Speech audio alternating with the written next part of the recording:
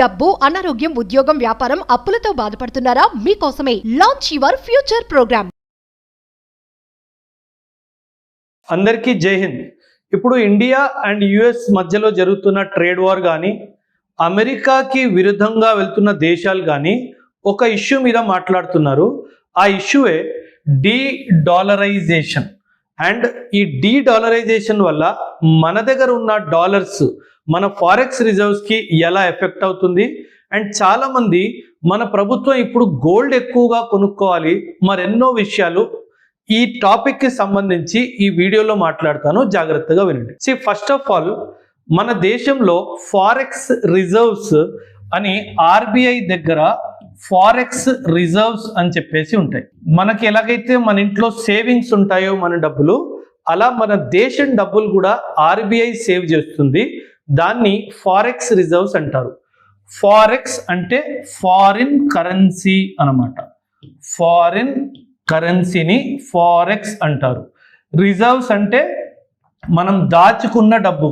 మనం అంటాం కదా సర్ప్లస్. మనకి నెలవారీ జీతంలో మనం 5,000 10,000 ఎలాగైతే సేవ్ చేసుకుంటామో, అలా మనం సంపాదించిన డాలర్స్లో సేవ్ చేసుకొని ఆర్బీఐ రిజర్వ్స్ మెయింటైన్ చేస్తుంది. మనం దీన్ని మన సేవింగ్స్ అని కూడా అనొచ్చు. ఇప్పుడు మనం ఆర్బీఐ ఫారెక్స్ రిజర్వ్స్ చూసుకుంటే గనక అందులో ముఖ్యంగా 3 కాంపోనెంట్స్ ఉంటాయి. అందులో డాలర్ కాంపోనెంట్ చాలా పెద్ద ఎత్తున ఉంటుంది. ఆ తర్వాత గోల్డ్, ఆ తర్వాత ఐఎంఎఫ్ కరెన్సీ అని చెప్పేసి ఉంటుంది. ఈ 3 ఏంటో చెప్తాను, వినండి. ఈ dollar, gold and IMF currency, ఈ 3 కలిపితే మన ఫారెక్స్ రిజర్వ్ తయారవుతుంది. అండ్ ఈరోజు డేట్లో మన దగ్గర ఉన్న ఫారెక్స్ రిజర్వ్స్ $704 బిలియన్. అంటే దీన్ని ఎప్పుడు డాలర్స్లోనే మెజర్ చేస్తారు. మనం డాలర్ ఒక్కటే తీసుకుంటే గనక మన దగ్గర దాదాపు $616 బిలియన్ అమెరికన్ డాలర్స్ ఉన్నాయి. అండ్ గోల్డ్ రిజర్వ్స్ వచ్చేసి దాదాపు $65 బిలియన్ గోల్డ్స్ ఉన్నాయి. అండ్ అరౌండ్ $18 బిలియన్ వరకు మన దగ్గర ఐఎంఎఫ్ కరెన్సీ కూడా ఉంది. ఐఎంఎఫ్ కరెన్సీ ఎలా అంటే ఒక basket of currencies, 5 currencies average తీసుకొని ఐఎంఎఫ్ కరెన్సీ తయారు చేయబడుతుంది.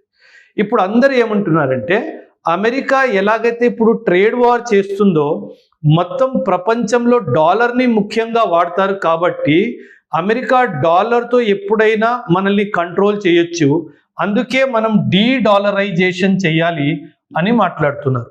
అండ్ మన ప్రభుత్వం దగ్గర ఆల్రెడీ $616 బిలియన్ ఉన్నాయి. ఇప్పుడు ఈ డాలర్ రేట్ వరల్డ్లో అసలు ఎలా పెరుగుతుంది, ఎలా తగ్గుతుందో చెప్తాను, వినండి. ప్రపంచ దేశాలందరూ వాళ్ళ రిజర్వ్స్ ముఖ్యంగా డాలర్స్లోనే పెట్టుకుంటారు. ఈ డాలర్స్లో ఎందుకు పెట్టుకుంటారంటే dollar is considered to be the most stable currency అనమాట. సో అందుకే సాధారణంగా కంట్రీస్ అన్ని డాలర్స్లో పెట్టుకుంటాయి వాళ్ళ సేవింగ్స్. కానీ ఇప్పుడు జనాలు ఏమంటున్నారంటే, అన్ని కంట్రీస్ ఏమంటున్నాయంటే మేము గోల్డ్కి షిఫ్ట్ అవుతాము అని అంటున్నారు.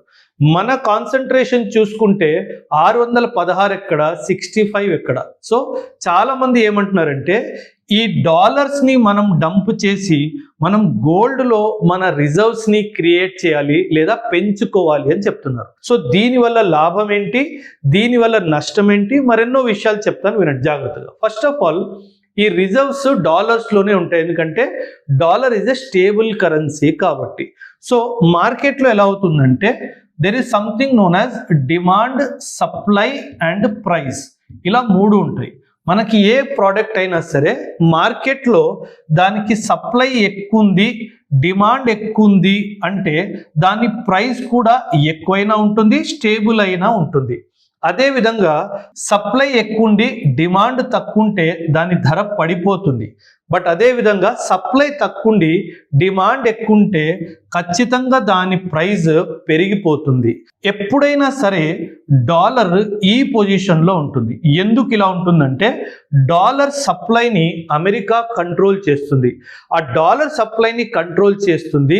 దాని స్టెబిలిటీ వల్ల, దాని డిమాండ్ ఎక్కువడం వల్ల దాని ప్రైస్ ఎప్పుడూ పెరుగుతూనే ఉంటుంది. అందుకే మనం గమనిస్తున్నాము ఈరోజు $1 దాదాపు 87 రూపాయలు దాకా వెళ్ళిపోయింది. సో మనం ఏమంటామంటే ఇలా ప్రైస్ పెరిగిపోతున్న కొద్దీ, ఫర్ ఎగ్జాంపుల్ నేను ఈరోజు ఆయిల్ ఇంపోర్ట్ చేసుకుంటున్నాను. అంటే ఇప్పుడు నేను ఆయిల్ ఇంపోర్ట్ చేసుకోవాలి, $1 నేను ఇచ్చి ఆయిల్ తెచ్చుకోవాలి అంటే నేను 87 రూపాయలు ఇవ్వాలి. సో ఇప్పుడు నా ఉద్దేశం ఏంటంటే, మన ప్రభుత్వం కానీ వేరే ప్రభుత్వాలు కానీ వాళ్ళ ఉద్దేశం ఏంటంటే దీనిని తగ్గించాలి. ఈ ఎక్స్చేంజ్ రేట్ అంటారు దీన్ని, ఈ ఎక్స్చేంజ్ రేట్ని తగ్గించాలి. సో ఈ ఎక్స్చేంజ్ రేట్ని తగ్గించాలి అంటే మనం ఒక పని చేయాలి. ఎలాగైతే సప్లై తగ్గించడం వల్ల డిమాండ్ పెరుగుతడం కానీ డిమాండ్ కాన్స్టెంట్గా ఉండడం వల్ల ప్రైస్ పెరుగుతుందో, మనం ఈ సప్లైని ఇంక్రీజ్ చేయాలి. ఈ సప్లైని ఇంక్రీజ్ చేయాలి అంటే మనం ఏం చేయాలి, మన దగ్గర ఉన్న డాలర్ని తీసుకెళ్ళి ఇంటర్నేషనల్ మార్కెట్లో సప్లై విధంగా డంప్ చేయాలి. అప్పుడు ఏమవుతుంది, డాలర్ సప్లై పెరిగిపోతుంది, డిమాండ్ కాన్స్టెంట్గా ఉంది అనుకోండి, ఆటోమేటిక్ డాలర్ ధర పడిపోతుంది.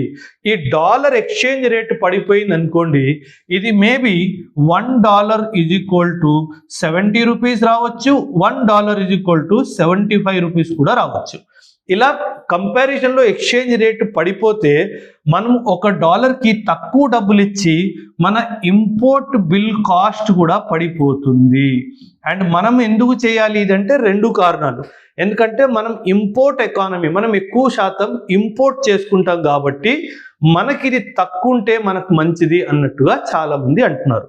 రెండో విషయం ఏంటంటే, కానీ ఒకవేళ మన ఎకానమీ ఎక్స్పోర్ట్ లెడ్ ఎకానమీ అనుకోండి, కాకపోతే మన ఎకానమీ ఎక్స్పోర్ట్ లెడ్ అంటే అప్పుడు $1 = 87 అని మాట్లాడుకున్నాం కదా, $1 = 70 రూపీస్ అయ్యింది అనుకోండి, అప్పుడు ఏమవుతుందంటే మన ఎక్స్పోర్ట్స్ కూడా నెగటివ్ ఎఫెక్ట్ అవుతాయి.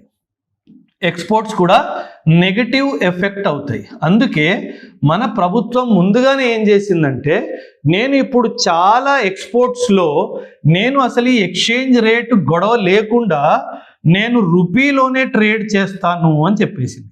ఈ రూపీలోనే ట్రేడ్ చేయడం వల్ల ఏమవుతుందంటే, మనకి డాలర్కి రూపాయికి ఎక్స్చేంజ్ రేట్ తగ్గిపోయినా మనకి నెగటివ్ ఎఫెక్ట్ ఉండదు. అండ్ మనం ఇలా డబ్బులు, ఈ డాలర్స్ మన రిజర్వ్స్ నుంచి తీసేసి మనం బంగారం పెంచాలి. బంగారం పెంచితే దీనివల్ల కూడా నా కరెన్సీలో కూడా ఇంకా బలం వస్తుంది అని ఉద్దేశము చాలా మంది చెప్తున్నారు. అంటే ఎకానమిస్టులు ఏం చెప్తున్నారంటే, ఇంకా దీనిని తగ్గించేసి మనం దీన్ని పెంచాలి అని చెప్పేసి అంటున్నారు. సో ఇప్పుడు జనరలీ అమెరికా ఏం చేస్తుందంటే చాలా తెలివిగా, అమెరికా చాలా గోల్డ్ని పర్చేస్ చేస్తుంది. అమెరికా చాలా గోల్డ్ని పర్చేస్ చేస్తుంది, కానీ దీన్ని అఫీషియల్గా డిక్లేర్ చెయ్యదు. ఎందుకు అఫీషియల్గా డిక్లేర్ చేయదంటే దానికి చాలా కారణాలు ఉన్నాయి.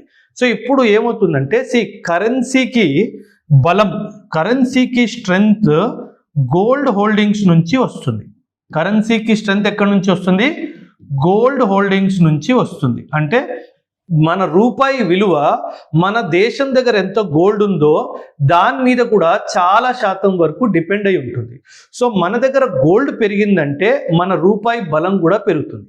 కానీ అమెరికా ఏం చేస్తుందంటే, ఎవ్వరికీ చెప్పకుండా సీక్రెట్గా గోల్డ్ని హోల్డ్ చేస్తూ ఉంటుంది. ఈ గోల్డ్ ఎందుకు డిక్లేర్ చేయదు అంటే, ఈ డిక్లేర్ చేస్తే అమెరికాకి $36 ట్రిలియన్ అప్పు ఉంది. అప్పుడు IMF ఏమంటది, నీ దగ్గర ఇంత గోల్డ్ ఉంది కదా, నువ్వు ఫస్ట్ అప్పు తీర్చేయని చెప్తుంది. సో అందుకే ఈ అప్పు తీర్చకుండా ఉండాలి అన్న ఉద్దేశంతో అమెరికా ఇలా తన దగ్గర ఉన్న గోల్డ్ని డిక్లేర్ చెయ్యదు.